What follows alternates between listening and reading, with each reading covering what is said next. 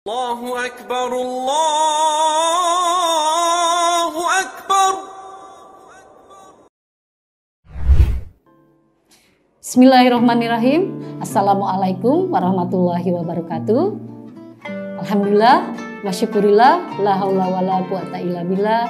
Asyhadu an la ilaha illallah wa asyhadu anna Muhammadan abduhu wa rasuluh, amma ba'du.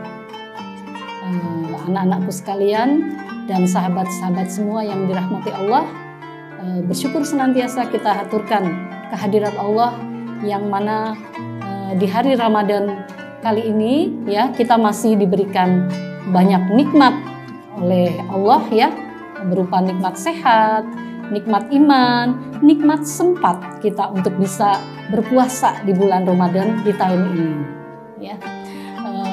Pada saat ini, pada hari ini ya, saya akan sedikit memberikan kultum ya. Di sini saya ingin bertanya, kira-kira pernahkah kita ya dalam diri kita ini bertanya-tanya, sholat kita yang kita lakukan setiap hari, setiap saat ya, adakah sholat kita itu bisa diterima oleh Allah? Sudah diterima apa belum sholat kita ini oleh Allah ya?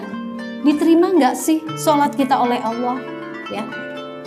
Karena apa, kita lihat di sini ya bahwa kita sudah berlelah-lelah mungkin ya melakukan sholat sebanyak 17 rakaat setiap hari, belum ditambah lagi sholat-sholat sunnah yang lain-lainnya, ada sholat duha, ada sholat terawih ya kalau saat ini, kemudian ada sholat tahajud.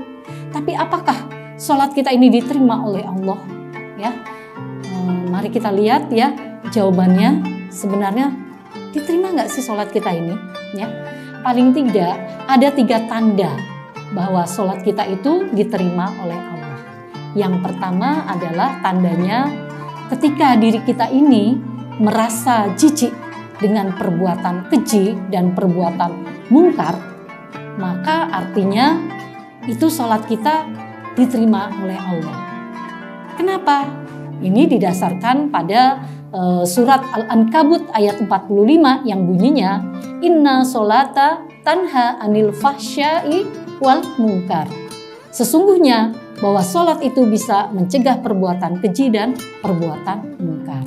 Ya, dari ayat itu bisa diambil kesimpulan bahwa seorang yang benar-benar sudah melakukan sholatnya dengan baik, maka dia tidak akan lagi mengerjakan perbuatan keji dan mungkar. Jadi ketika seseorang itu melihat ada perbuatan keji, melihat ada perbuatan mungkar, maka di dalam hatinya akan merasa jijik. Ya, semoga kita termasuk yang di dalamnya sini yang merasa tidak suka, merasa jijik dengan perbuatan keji dan mungkar. Nah, yang kedua, tanda yang kedua bahwa sholat kita itu diterima oleh Allah adalah bahwa kita akan atau kita bakal terus mengingat Allah di setiap saat, atau ingatan kita selalu kepada Allah ya. Berdasarkan apa ini? Ya, ini didasarkan pada surat An-Nisa ayat 103 yang mengatakan, saya bacakan artinya, bahwa maka apabila kamu telah menyelesaikan sholatmu, ingatlah Allah di waktu berdiri, di waktu duduk, dan di waktu berbaring ya. Nah, dari ayat ini diambil kesimpulan bahwa kita ini ketika kita sudah merampungkan, menyelesaikan hajat kita atau sholat kita, ya pertemuan kita dengan Allah, maka otomatis kita tidak akan serta-merta melupakan Allah begitu saja. Pasti kita akan senantiasa selalu mengingat Allah dimanapun kita berada. Baik kita sedang berdiri, atau kita sedang berjalan, atau kita sedang duduk, atau kita sedang berbaring, atau kita sedang bermain, sedang sekolah, sedang dimanapun kita berada, maka kita akan senantiasa mengingat Allah.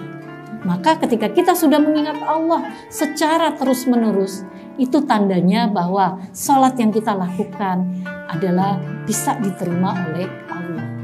Nah, tanda yang ketiga sholat kita diterima oleh Allah adalah kita ini selalu merasa diawasi oleh Allah ya.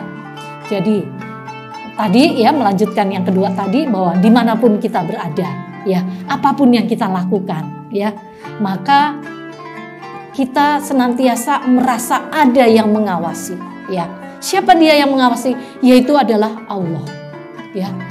Ini berdasarkan pada hadis Rasulullah yang mengatakan, apabila engkau beribadah kepada Allah, seakan-akan engkau melihatnya.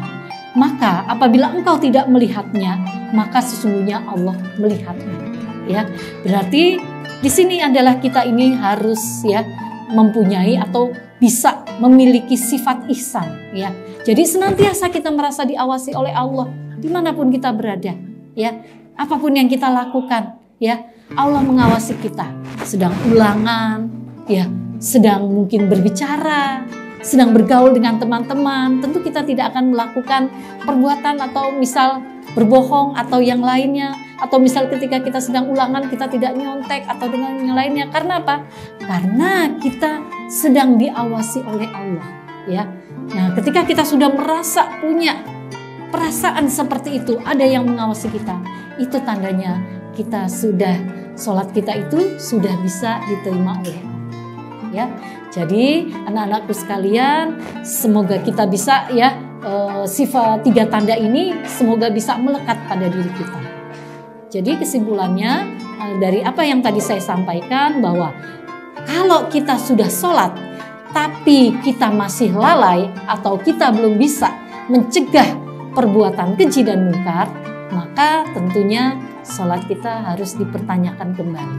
Ya, kalau kita mungkin melihat ya ada apa, kita masih melakukan perbuatan keji dan mungkar tadi, ya, maka tanyakanlah pada diri kita masing-masing, ya, sudah benar belum sholat kita, ya.